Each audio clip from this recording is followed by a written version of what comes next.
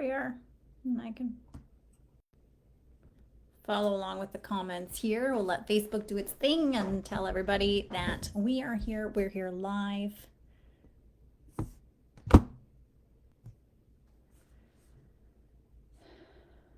Okay, ready?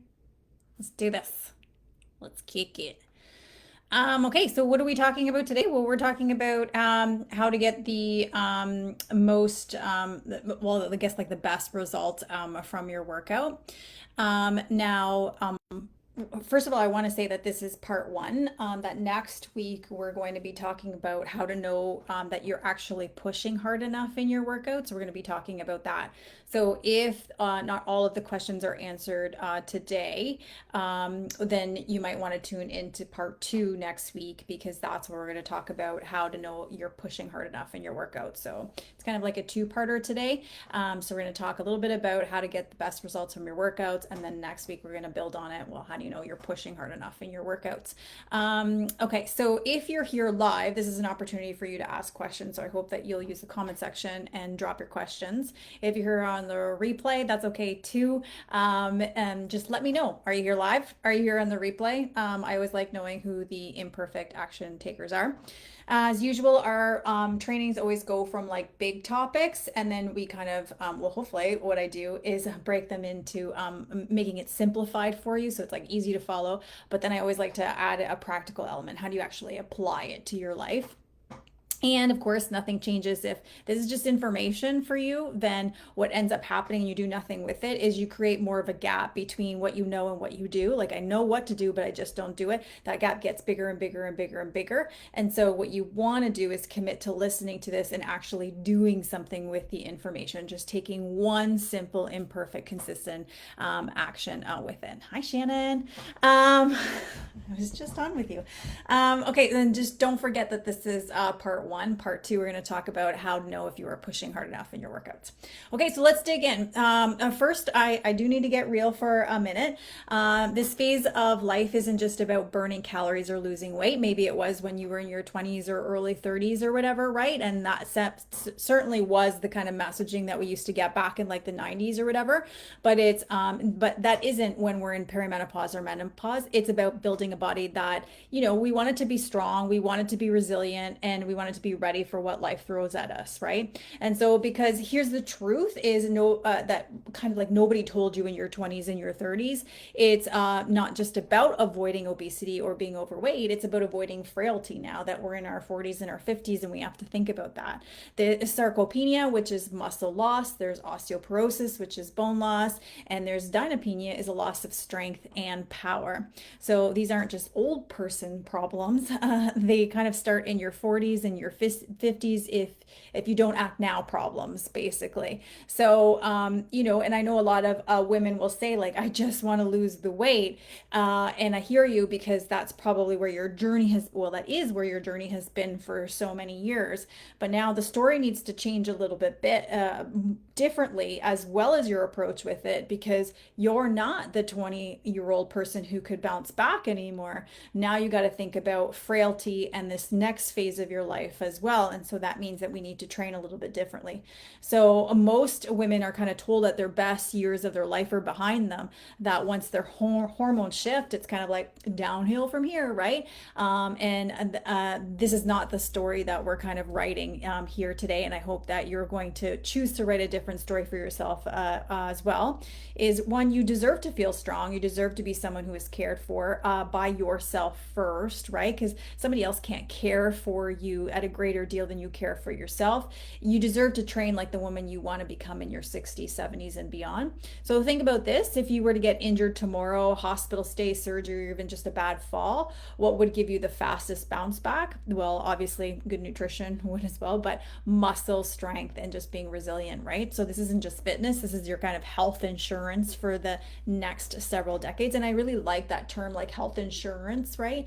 Is because, yeah, we can pay into health insurance and all of the benefits and things like that. But when it comes to the actual day-to-day stuff, are we actually implementing our own health insurance so that we do have muscle, we do have strength, we do have resilience to kind of bounce back and the older and older we get, right? And getting the most out of your workout starts with shifting out of that kind of old, like more is better, sweat equals success, or that all or nothing mindset. So it's about really training smarter, and we're going to explore the word training as well, knowing when to push and when to pull back, focusing on progressive overload and what the heck that means, and not random workouts, lifting for strength, not just for feeling really tired or burnt out, fueling your body like it deserves to be fueled, right? Particularly if you're doing all of those things, and taking rest days, because recovery is where progress happens. So, and then you have different seasons of your life, right? Your kind of like your energy, your hormones, your stress levels, they all fluctuate, but the foundation kind of stays the same. You show up, you challenge your muscles, you recover well, you stay consistent. That's how you get the most out of your workouts, and that's how you protect your future self. So we can't continue the rest of the conversation without first addressing frailty versus obesity. And I know, even I am guilty of thinking about frailty as like that. My grandma, for example, and she breaks a hip or she sprains an ankle, and then it's like one injury after an injury, and then like her mobility starts to decrease and decrease. And even with my parents, I'm starting to see frailty come up a little bit more. So I'm used to thinking about it from like an older person perspective, but really it doesn't just start there. You got to really start the ball rolling now, so that that isn't your future. Particularly if you think about, I'm saving for my retirement and I'm designing my retirement plan. Nobody wants to get there with broken bones, not feeling strong, not having endurance or stamina for the life that you want. So when most women in their 40s and 50s and beyond think about aging, they think about avoiding weight gain. They don't necessarily think about frailty, right? So the question is, should you, or is this a kind of like a worry about it when the time comes thing that you need to do, right? The two biggest health threats as you age is loss of muscle and loss of strength. So frailty meaning weak bones, poor balance, low muscle mass, slower metabolism, and decreased resilience. That leads to more falls, more injuries, loss of independence, and yes, ironically, more fat gain over time due to a slower metabolism, just because you're not able to do as much, right? You're not moving as much as you can, and that sort of thing. And the quality of your life kind of diminishes too. So you've been chasing weight loss for so many years, and I get that you're probably here thinking like, I'm listening to this workout thing because I'm on the weight loss train, and I still want to be on that train. And you're chasing like lower numbers on the scale, or like smaller clothes and all that. It can still be a goal for you, but now you also need to consider, okay, well, what do I need to do to change my workouts now, so that I'm not thinking about getting weaker, or it's not adding to that. It's looking at adding more muscle, adding in more strength, because of the things that I mentioned, right? And then how your quality of life kind of changes or shifts or improves as a result of that. So if you're still treating your health like it's about burning calories and shrinking, you're kind of missing the bigger picture now that we're a little bit older. And it's not about, I'll wait until the time comes. That's not the case. So building muscle is like your magic pill. And so if you're like, I'm here for a shortcut, this is it, because it increases your lifespan. Think about lifespan, think about health span, think about longevity, think about mood, right? Like anxiety and depression, think about strength and the capability to kind of move through your life. So, would you take the magic pill? I'll sit back and wait for you to answer. If you're here live, like drop it into the comments. If you're here replay, then drop it into the comments. If there was a magic pill that increased your lifespan, your health span, your longevity, your mood, your strength, and you're capable to move through life better, would you take that pill? And my guess is that a lot of you would say, yeah, I would. I just have a hard time taking that pill on a consistent basis in the midst of my busy life, right? I'm assuming, but you can let me know in the comments. So let's look at dieting versus fitness and muscle before we get into the crux of today.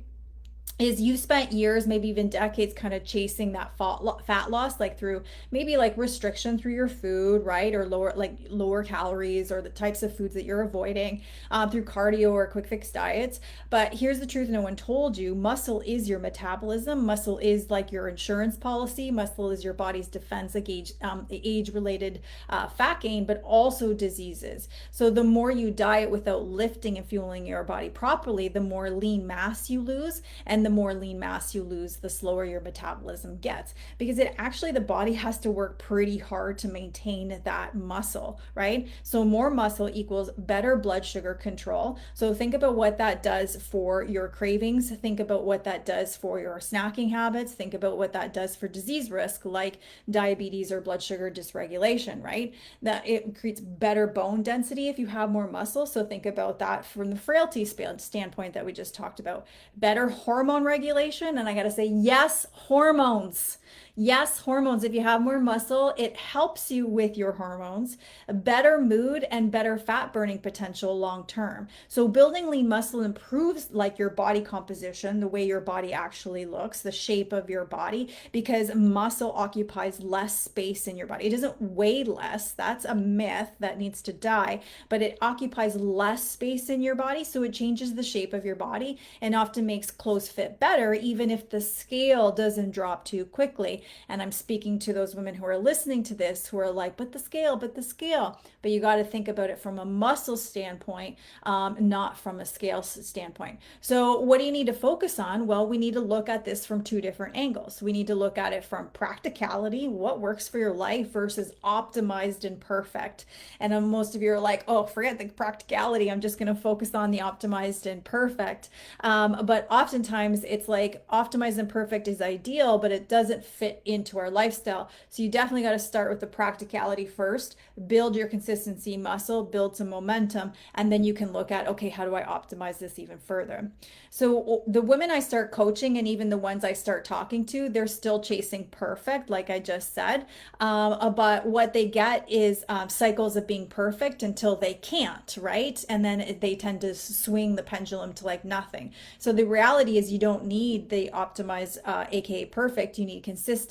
So what does that look like? Walk more, even if you can't run. So if you get 2,000 steps now, what would need to shift to get 4,000 steps? You don't need to get 10,000 steps right off the bat. You just don't need to. If you can consistently go from 2,000 to 4,000 and then, okay, I've been doing that for a while, and give yourself some time to be like, yep, I can do that no matter my mood, no matter what's going on. Then once you've nailed that, is how can I go from 4 to 6, 4 to 8 or whatever, right? Lift what you can. Sometimes that might be heavy, sometimes that won't be. That's where you need to start, is like stop being bogged down with how much to weight and how many workouts and what are the right exercises to do. Start with lift what you can, build that consistency muscle, and then kind of go from there. Eat enough protein. You got to track it. You got to know your numbers to be consistent, because a lot of you are eating 2 eggs in the morning and thinking I eat protein. Well, that's only half a serving of protein and 2 fats right there.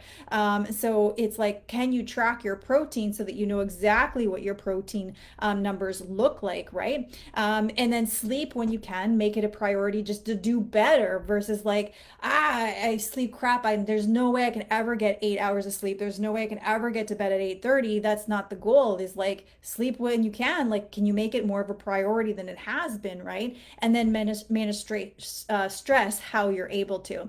So that's what like it looks like if you were to do like if you were prioritizing consistency, if you were looking at practicality, right? Those are the things. And how much further ahead would you be if you were looking at it through the practicality lens versus through the optimized lens? Because oftentimes, again, like I said, what women do is they just look at the optimized lens, and then they are doing it for 2 weeks, some 5 days, some 30 days, some 60 days, some 90 days, but then it's nothing. The pendulum swings the other way, where you would be much further ahead if you were using this consistency approach, right? So the thing is if there was $1 million prize offered to do those things, 75% of the time, you would shift things to make it happen, right? So the question then becomes, how come there has to be something on the line to make that shift happen? And I need that question just to pause here, to land here, because I'm guessing if I said, hey, I have $1 million prize for you to do those things that I just mentioned 75% of the time, you'd be like, F yeah, sign me up, right? I'll take it and I'm going to win the 75 and I'm going to modify my life in order to make it happen. So how come you need that incentive in order to make that shift happen, even though you know it's going to make you feel better, it's going to make you look better, it's more aligned with what you want, you have less of that mental dialogue, all of those things, and even just like designing your future self, the less frailty and that sort of thing, right? So practicality. So what do I mean by practicality versus optimal? So we kind of talked about practicality. The first part is like being consistent, right? Versus looking at, well, what is the best thing for me to do? First, you need to understand that not all workouts are created equal. So for example, are you thinking multi-joint, multi-movement, multi-joint, multi-benefit?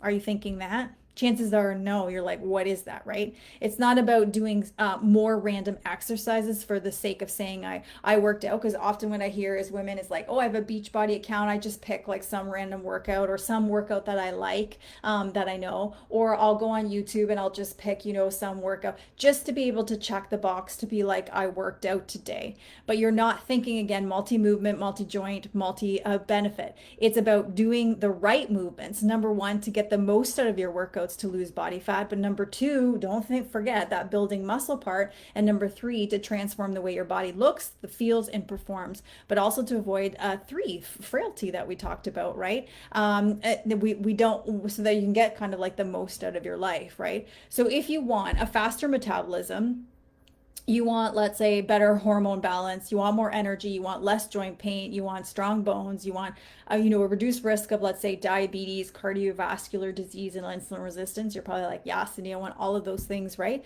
Then you need to train your muscle tissue like it matters, because it does, right? And here's what you need to know: muscle is more than just tone or shape. Muscle is an endocrine organ, right? Meaning muscle communicates with the rest of your body. More healthy muscle tissue equals better blood sugar control, like we talked about, lower inflammation, as well, better cardiovascular health, and better metabolic health. So muscle literally sends signals that keep your body functioning, healing, and thriving as you age. If you lose it, you don't just get weaker, chances are you also get sicker. So think about your training like this: train for the joints, not just for muscles. Even ever thought about that, right? And you're like, no, I haven't thought about that, right? Because I'm just like, I don't have joint pain. I don't have to worry. I can still get up off the floor and those sorts of things. Muscles are attached to joints. So when you train major joints, you automatically work multiple muscles, giving you the most bang for your buck. So let me give you some examples, right? So let's put the practical aspect in place, right? So if you think about shoulders, oftentimes when people think about shoulders, they think about just an overhead press, right? But there are so many other things that you can do for multi-joint: push and pull. You could do the overhead press, but there are rows, there are push-ups, there are chest presses. There are all kinds of different push and pull movements as well. Not to mention that there are different ways that we can work the shoulders besides just the overhead press. When you think about elbows, you can think about flexion and extension. So you can think about bicep curls, tricep extensions, you can think about rows, right? When you think about the elbows. So that's one way you can start thinking about your workouts being set up to support the joints, because the joints are part of the muscles, right? You can think about hip, you can think about a hinge, and you can think about an extension. You can think about deadlifts, hip thrusts, glute bridges. And think about the knee, you can think about the squat and the lunge pattern, like squats, step ups, split squats, right? You think about the ankle, you think about stability and mobility, so calf raises, lunges, deep squats. And if you think about the wrist, you can think about grip strength, so farmer's carries, deadlifts, and rows. Another way of looking at this is focus on compound lifts that hit kind of like the major movement patterns. So you got the squat, you got the hinge like the deadlifts, you got the push like the chest press or the overhead press, you got the pull like the rows or the lat pull downs, and you got core like planks or anti-rotation exercises. And if you're like, Cindy, I have no idea what that is, then this is where you hire a coach to kind of do your programming for you. But also if you're like looking at, okay, well, what makes this workout better or this workout not? Does it have a squat? Does it have a hinge? Does it have a push? Does it have a pull? Or does it have a core? If not in the same workout, then it's, do I have that in the course of the weekly workouts that I do engage in? The bottom line, you don't need fancy equipment. You don't need complicated programming. You don't need Instagram worthy workout videos, because there are a lot of those. You also need to focus on the bigger muscle groups. You need to move your body, train your joints, challenge your muscles, and stay consistent. That's how you win long term. So let's just review. So first of all, we talked about, okay, what's the difference between practical versus optimized? So the challenge that a lot of women face is they look for optimized, the best, but then they do periods of the best and then periods of nothing. So it's better to look at practical. We looked at practical in a consistent standpoint, how to do a little bit better than where you are. If you got 2,000 steps, how do you get to 4,000 steps? You don't jump to 10. If if you're thinking like, I need to start lifting weights, how can you get to a place of lifting what you can in a consistent manner before thinking about lifting heavy? If you eat some protein, how can you get to a place of eating enough protein for your body or the adequate amount of your body? So those are the things that we talked about. I'm not going to go through all of them actually. And then we looked at, okay, what's this look like for practicality, right? Is like, you got to look at it now. Your workouts, they need to look at multi-movement, which we kind of broke down, multi-joint, which we talked about, multi-benefit, right? Because it's not just about losing the weight or getting skinnier. It's about, now we do want a faster metabolism, so we do need more muscle. We do want hormone balance. We do want more energy. We do want less joint pain. We do want stronger bones. We do want blood sugar control. We do want inflammation, better cardiovascular, and better metabolic health, which you can get if you structure your workouts to look that way. Then I gave you the structure of, okay, well, how do you switch from looking at the muscles to looking at the joints, right? And so we looked at what that might look like in a practical form. And then we looked at, how do you get the most bang for your buck by looking at the major movement patterns. If you're doing total body, how do you get those in a total body workout? If you're looking at the course of the week, do I have all of those set out in the course of a week? So let's get to the nitty gritty. So one, you're like, okay, that's all fine and dandy, Cindy. Let's get to the crux of it. So let's look at rep range. So let's not overcomplicate this, right? If your goal is body composition, so it's like changing the way your body looks, maybe you want to be more toned, right? It's strength and long-term health, not stepping on stage for a bodybuilding show. That's not what we're talking about. The most of your work should live in the 6 to 12 rep range. That's kind of the sweet spot for building muscle, which drives your metabolism, which we already talked about, while also improving your strength, which we talked about the importance of that, right? And then you can strive for 4 to 6 exercises and 3 to 4 rounds, increasing weights each round. You don't need 30 rep burner sets. It just adds more time anyway, and you probably don't have more time, right? And you don't need to max out on that 1 rep lifts. You need consistency in that middle ground with good form and progressive overload. So again, let's repeat, 6 to 12 reps is good, 4 to 6 exercises per exercise sessions, and 3 to 4 rounds of each one is great. It's not about chasing the burn, right? It's about what we call mechanical tension over fatigue. That means you're better off doing controlled reps in that 6 to 12 range, focusing on the slow, controlled, the eccentric phase. So if you think about a bicep curl, thinking about, slowing it down versus being like this, right? Or, like this, is you can slow it down, right? Plus, if you're a woman in perimenopause or postmenopause, that, or menopausal, right? That rep range is where you want to be versus lightweight training. Why? Because estrogen plays a really big role in muscle building and recovery. As it drops, women need more mechanical tension, heavier loads to trigger muscle adaptation. So I need to let that land here as well, because some women, and there was a period of time, back in like the early 2000s where high reps was what women were being told. And there is a place for that. I don't want to discredit that, and we'll get into that in the part 2 of the training. But when you're in perimenopause or menopause, estrogen is, it drops, right? And so you do need more mechanical tension, which means heavier loads to trigger that muscle adaptation. Plus, if you want more toning, that is done with heavier loads, which we will break down in a bit. So what matters more is obviously showing up consistently. So it's not about what you do in 30 days, 60 days, or 90 days. It's about what you do over the course of your lifetime. I just ran into a guy when I was walking, and I was like, oh, it looks like we're on the same path when we're walking. And he's like, yeah, he's like 5K. And I was like, yeah, 5K. He's like, I'm on day 200 of 5K. And I was like, that's great. So it's looking at, what does it look like to show up consistently? What does it look like to train close to failure? And failure being, remember I said, well, each round you're going to lift a little bit heavier, right? And so it's getting to that last round where you're like, it feels really impossible, not because you're tired, not because you're sweating, not because you're out of breath, but because the muscle actually can't work anymore, right? And then using progressive progressive overload, which we kind of broke down in the sense of like 6 to 12 reps, 3 to 4 rounds, and then increasing the weight over time. So what does this mean in practical terms is pick a weight that challenges you for 6 to 12 reps and stop majoring in the minors, right? But then we can look at intensity, right? So should you finish a set feeling like you had, you don't know, you should feel like when you end a set that you had maybe 1 to 2 solid reps in the tank, but that's it. Like, it's not like, so for example, this morning in the class, I said, is that your heaviest? And he said, yep. And then the next round, when they went to go do it, he lifted the same weight. And I was like, how was that your heaviest then, right? So you should finish a set feeling like you maybe only had 1 to 2 solid reps left in the tank, maybe even 3. And if I was to watch you and you can lift at the same speed, same intensity, there is no change from the first rep to the last, you're not lifting heavy enough. This is where a mirror comes in handy, or where you record yourself and you can watch back comes in handy if you don't have a coach, is because you can look and say, okay, well, am I lifting at the same speed, same intensity, as I am from the first rep to the last rep? Then it's not heavy enough. On the flip side, if your form is breaking down, then the weight is too heavy, right? So for most of you, challenging but doable is the target. And yes, you're strong enough to lift more than the 5-pound pink dumbbells. So we got to stop quitting when it just starts to feel hard, and finishing a set feels like you could maybe do 1 to 2 reps, but no more, even if you're thinking, I still have 3 more sets to go. That's where a lot of my clients get caught up, is like, but I have to do this 4 times, or there's 4 rounds of this, so I have to keep some stuff in the tank.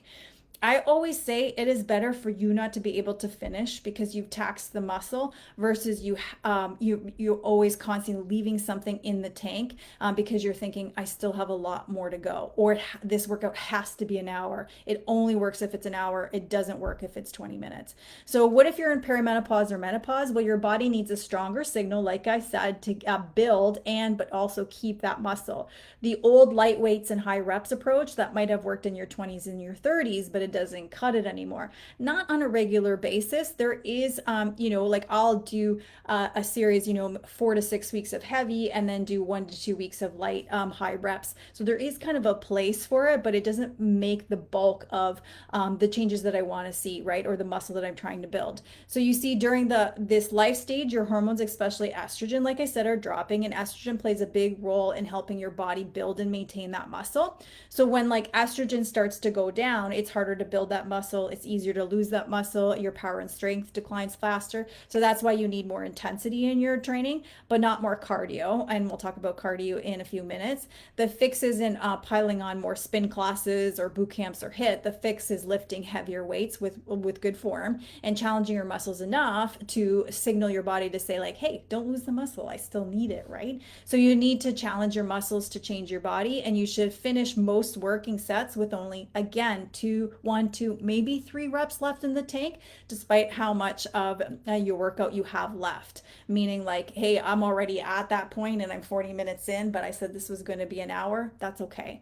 So the frequency, for women in this phase of their life with you get busy schedules, you maybe like have hormonal shifts and energy that fluctuates, 3 full body weighted sessions per week is like a gold standard. It's manageable, it's sustainable, and it allows you time for walks, recovery, and living your life outside the gym, right? So it could be like, Monday you're doing a full body, Tuesday you're walking, or maybe you're running or whatever. Wednesday you're doing a full body, Thursday you're walking or you're biking, for example, in the summertime. And that's, you could just set it up in that sort of structure, right?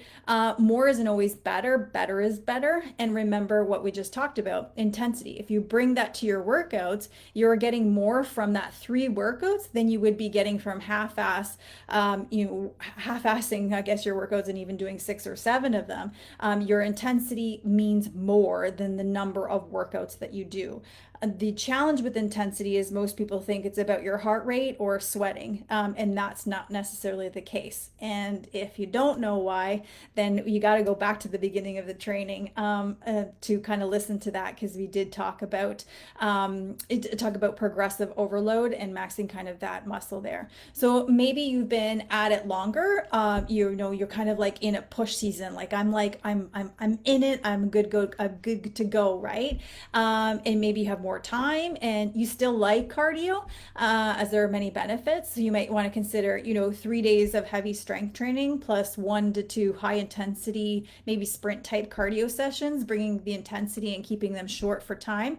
Can also You can also just add the cardio or the intensity or whatever to the end of the workout too. You can do that 1 to 2 times per week. Maybe when I say shorter, it's like 4 to 8 minutes, right? And then you can do daily low intensity movement the other days, right? So it could look at like Monday I lift, Tuesday I do high intensity, Wednesday I lift, maybe Thursday I walk. I just walk long, or maybe I walk short, and then Friday I lift. You can set it up that way. You can also cycle your training. For example, 4 weeks of heavy, like I said, 1 to 2 weeks where you focus on deloading, not as heavy. That works really well for me from a mindset perspective because it breaks it up into chunks. So I'm more motivated and inclined to do my workout, but it helps me with not overtraining or injury as well.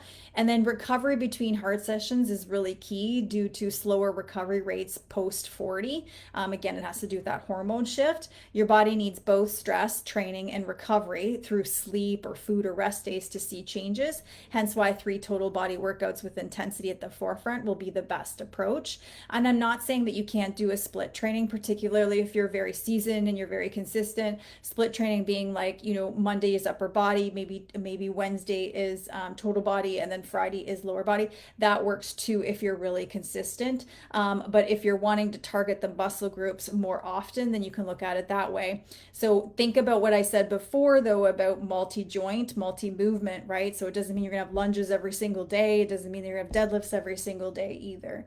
But let me say this, more training days won't make up for your poor intensity or your bad nutrition. You can work out as much as you want, but you won't look like you work out. You won't have more strength, more muscle, more stamina if your intensity is poor and your nutrition isn't in alignment. All right. So what about core work? Because that comes up a lot, wanting like a flatter stomach, stronger core muscles, because, well, the weight is shifting when you're in perimenopause or menopause. And we got to stop thinking of core as crunches. Your core gets worked when you squat, when you press, when you carry, when you hinge with intention. That said, adding 1 to 2 kind of core focused movements at the end of the workout, think planks, think debugs, think anti-rotation presses, is kind of a smart approach, right? But it means that you don't need to have one dedicated day to core. It doesn't mean that you have to spend 20 minutes doing it. That generally means to me that, one, you think that spot training is real, and number two, that you're not bringing the intensity to it, right? But skip the daily, 100 rep ab circuits and core only workouts, like I said. So like I said, core is trained during your compound lifts, plus anti-rotation when you're bracing, when you're doing carries, when you're doing any kind of stability work. It's a myth that more ab work means a flatter stomach, and it doesn't do much when it comes to burning calories either. I need to let that land here, because if you think about it, I'm short on time and I'm doing all these workouts, but you're dedicating one workout session to your core, or you're like, my workouts take longer because I have to spend 20 or 30 minutes on my core. That is not the best investment of your time. So if you want visible core results, you got to focus on your food. You got to focus on your lifts, like we've been talking about, and stop wasting time on, so many crunches or so many ab workouts. So now I can't talk about core without also talking about your pelvic floor, as that's part of your core, but that isn't about more core work. It's about breathing, posture, and bracing. So it is part of it. Oftentimes we just think it's about like that 6-pack area, but it's a tube. Actually, it goes from underneath your chest all the way to your pelvic floor and all around your body. That's actually your core. So what about cardio? Well, I'm going to lean into walking, and that's something that my 20-year-old self, even my early 30-year-old self, would have been like, that's a waste of time. But low intensity, steady state cardio, otherwise known as LISS, like daily walkings, that is gold for hormone health. It's gold for fat loss support. It's gold for like stress management, particularly if you're getting outside and getting some vitamin D and being in nature, and for recovery. And no, it does not mean you need 10,000 steps, like I said at the very beginning. So if you enjoy higher intensity cardio like sprints or interval training, you can sprinkle it in, right? Like how I said, shorter sessions at the end, or 1 to 2 times per week, especially if you're already lifting. What you want to consider with like the high intensity cardio is if you're already stressed, because The higher intensity cardio is another stressor on the body, even though it's a good thing for you. Same with like longer workouts, same with like even the weights workouts. So you really want to look at what's my stress load, and then I don't want to then be adding more stress load on top of that. So you can also think about higher intensity cardio as again like a finisher to your workouts. So more stress on an already stressed system. You got menopause, you got work, you got kids, you got life, you got finances, right? Won't help. You can move often, lift heavy, walk lots, sleep well. So walking more miles will do more for your fat loss than another burpee circuit or another high, thinking that you need to be running or you need to be doing this high intensity training. Now, what if you're a runner? Long cardio runs in perimenopause or menopause. Too much steady, what we call that steady state cardio, raises cortisol and increases muscle breakdown, especially for menopausal women, especially if you already don't have that muscle base. So you do. So I just went, through a season where I'm training for a half marathon and I'm in perimenopause, but it only, so, that was like, I don't know, 12 weeks or 14 weeks of training. It doesn't make up the rest of the time in what I'm doing, right?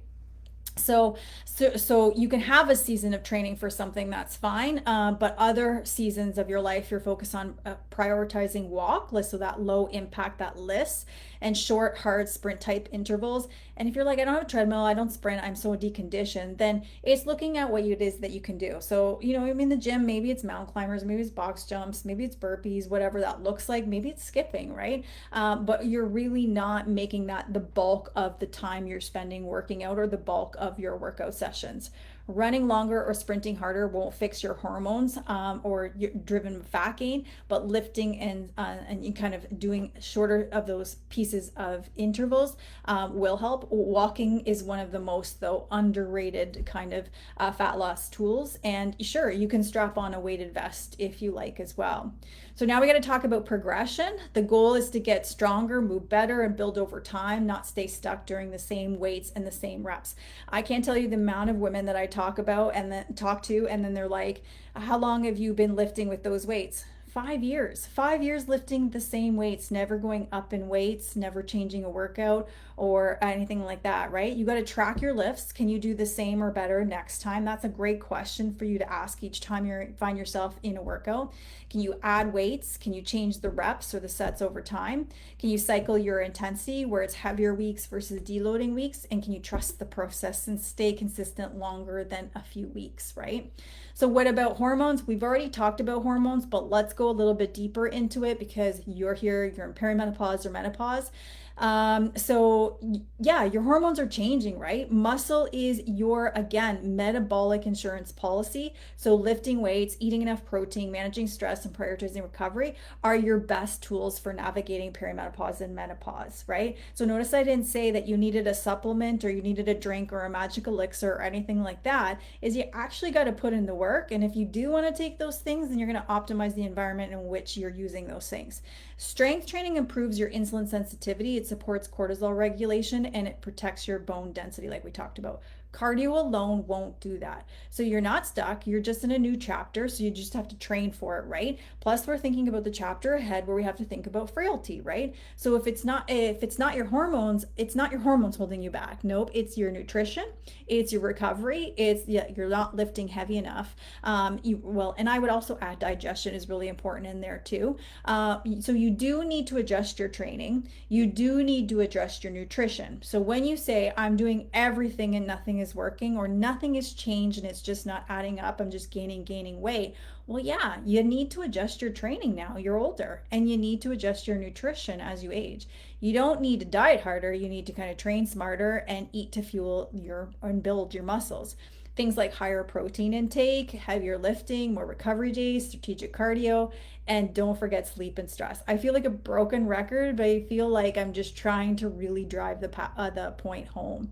So fat loss resistance during menopause is not permanent, but you can't approach it the way you did kind of in your 20s and 30s.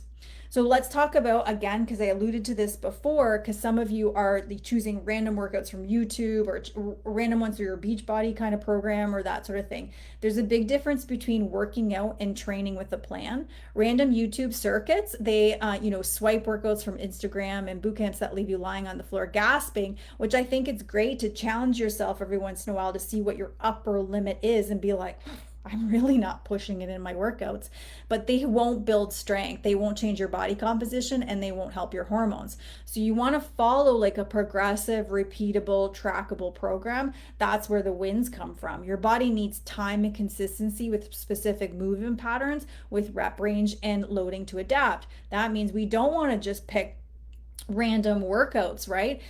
We want to make sure that, hey, if we're doing a deadlift, that we don't want to then not see the deadlift for months at a time because we've already done it and we keep program hopping. We want to be able to see that we can lift heavier, that we have better form as kind of we progress, right? So think of it like this: random effort equals random results. So stop chasing workouts because it looks easy, or it's like, this is what I'm in the mood for, or, oh, this one's only 20 minutes, so I'll pick that one. When you're in perimenopause or menopause, you don't have the hormonal flexibility to kind of like wing it, right? You need a periodized progressive strength plan with planned recovery and supportive nutrition. Your hormones are already creating enough chaos. You don't need to add random things on top of that, or random chaos on top of that, right?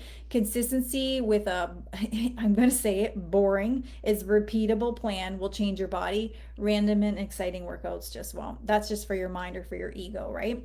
So what about nutrition, sleep, and lifestyle? So basically you can't out-train up, poor recovery or under fueling, and you can't expect tone or fat loss if you're eating in a calorie surplus. Protein matters, like I said, sleep matters, like I said, stress management matters, like I said, so does eating enough, not living in a 1200 calorie hole, right? So this is why I coach with the full picture approach, not just workouts. This is why I stepped out of personal training or just doing classes, is because we need to look at what's happening in between sessions, right? It's not just workouts, because your training just doesn't happen in isolation, right? Your sleep, your food, your stress, your daily movements are all the foundation that adds up, right? Protein needs to go up after 40, so we are aiming for 0.8 to 1 gram per pound of body weight.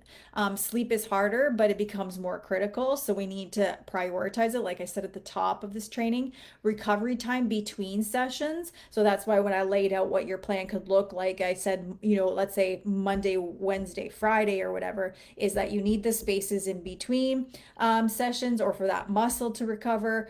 Doesn't mean that you don't move those days. You can still move in different ways, but also, again, sleep as well. Most people think that muscles grow when they're working out or in their gym, but the actual muscles actually grow in rest and recovery, right? And then you need to track your macros. It matters more now because you just don't have that same flexibility that you used to have. And so, tracking protein and fiber is where I would recommend a lot of people start.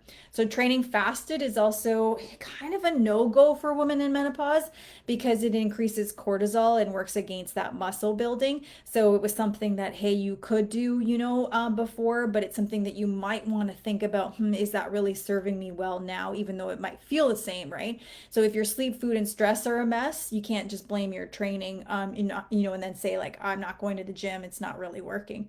And I would be remiss if I didn't say this. If it's not your workout that's holding you back, it's what you're doing the other 23 plus hours out of the day, right? That are going to be making or breaking. So, okay, I feel like I talked really fast. I feel like I said a lot. We covered a lot. So today's training was about getting the best results from your workouts. We looked at a few different things. So if you haven't taken notes, bust out that pen and the paper right now and write this out as a checklist. So there are 15 questions that you can ask yourself or refer back to when you think, am I doing this right? Or you have this doubt or whatever. Answer these 15 questions for yourself. You can also use it as, okay, when I think about my training now, out of this 15, what would I score myself? And I would love it if you dropped it into the comments as well. What was your score out of the 15? Okay? Okay, first, number one, did I train today in a way that protects my future self? And we talked about what that means, that frailty, right? So did I train in a way that protects my future self? If you're like, I have no fucking clue what that means, then you need to go back to the beginning of the training because that's going to be an important question. Number two, did I challenge my muscles, fuel my body, and honor my long-term goals today? Did I challenge my muscles? We covered what that would look like in today's training. Did I fuel my body? We're going to go into this in depth in part 2, but there tons of trainings where I've talked about this as well. And did I honor my long-term goals? Number 3, am I training and living today in a way that prevents weakness, not just weight gain? So you definitely want to look at that. Number 4, am I making choices that build and protect my muscle, or just focusing on shrinking, just losing the weight? And how do you know that? Well, I told you the answer to that one in today's training as well. So you want to be able to answer yes to that question number 4. Number 5, am I choosing consistency over chasing perfection today? And I would go a step further with that one is, how do you know? Give me the evidence to say that you chose consistency over perfection. Number 6, did I train big movement patterns today that work multiple joints and muscles, or did I just check the boxes I worked out? So if you just did biceps and triceps, that would be a no. If you just did core, that would be a no. You know, if you just ran today, that would be a no on this one. Although, as we talked about in this training, it gives you advantages in other ways, right? Number 7, did I train in the right rep range? Did I do 6 to 12 with enough challenge to create change? What do I mean by challenge? We covered what that looks like, you know, in today's training. Number 8, did I push myself hard enough today that I finished my set with maybe just 1, 2, maybe 3 good reps left without compromising my form? Or did I feel like I could do again? And again, this isn't about how sweaty you are or how out of breath you are, right? Number 9, am I respecting both sides of progress? I'm showing up with intensity, but I'm also planning on that recovery, giving my safe space for rest breaks in my workout, rest days in between, and then sleep as well. Number 10, did I train my core by bracing it, by breathing and controlling my lifts, not just doing crunches for the sake of it? Because you are missing the biggest bang for your buck if you're looking at strengthening your core or changing the size of your core, that muffin top that a lot of women complain about, right? Number 10, number 11, did I move my body today, like walking or low intensity cardio, in a way that supports my hormones and recoveries, not just burns calorie? Meaning there are going to be days where you're going to do that low intensity cardio, like the walking. There are going to be days where you're going to do the high intensity. But are we also giving ourselves room and space, or are we dismissing that walking is why bother, right? Number 12, am I tracking something? Am I tracking my weights? Am I tracking my reps? Am I tracking my steps? Am I tracking my wins? So I actually know if I'm progressing. Number 13, am I training and fueling in a way that supports my hormonal phase, not ignoring it? So you can't answer yes if you're doing everything that you used to do when you're in your 30s and now you're in your 40s, 50s, or plus. Am I following a progressive plan, or just, showing up for random workouts based on, maybe it's my mood, my decision, my energy, or maybe it's my time, right? And number 15, am I doing the work in the other 23 hours? I'm looking at how I'm fueling. I'm looking at how I'm sleeping. I'm looking at managing my steps so my workouts actually count. Where'd you score out of 15? That's 15 questions that serve as a really good checklist for you to review to ensure you're getting the most of your workouts and the results and focusing on the right things. What did you score? And if you're like, Cindy, I don't have time for that, then you're probably not going to get the results you want for your workouts, which is why you're here, right? So again, let's wrap it up. Again, this is part 1 and part 2. These trainings are designed to really help you make connections, simplify bigger topics. And my goal is that you become an imperfect action taker. Is think about the simple things that you can do. Think about the practical approach that applies to your life. That's the real progress. It's the real secret, right? So this is your permission slip to become an imperfect action taker. Take what you've learned and then apply it. If you have any questions, you can always drop them and DM them, or drop them into the comments here too. And then if you're like, this is all fine and dandy, but this feels like too much, it feels overwhelming, and I don't know how to optimize those other 23 hours when I'm not working out, that's where one-on-one custom coaching comes in. That's where we look at simplifying your nutrition, your exercise, your stress, and your sleep habits in a way that has to support, yes, you want weight loss, but you want digestion, you want hormones, you want energy. And we got to tackle the mindset shifts that make it sustainable, make it the lifestyle changes you want. And then of course you need the structure, you need the support, you need the tools, you need the accountability to make it stick, right? So if you're like, hey, that's too much, I don't know how to do it, I'm seeing what the gaps are, and you're like, I'd like to explore what one-on-one coaching is, then one, pop into my DMs, and then we'll start the conversation about learning about your goals and some of the obstacles you face, and then kind of go from there. So I hope today's training was, one, helpful, two, that you're not going to just leave it as information, that you're actually going to do something with it so that you can close the gap between I know what to do, but I'm just not doing it. And I'd love for you to drop into the comments and tell me what is your next imperfect action step that you're going to take as a result of what you learned today. And if you have any questions, of course, pop them in. And if you're looking at one-on-one coaching, then of course, pop into my DMs as well. Otherwise, I'll see you back here next week for part 2.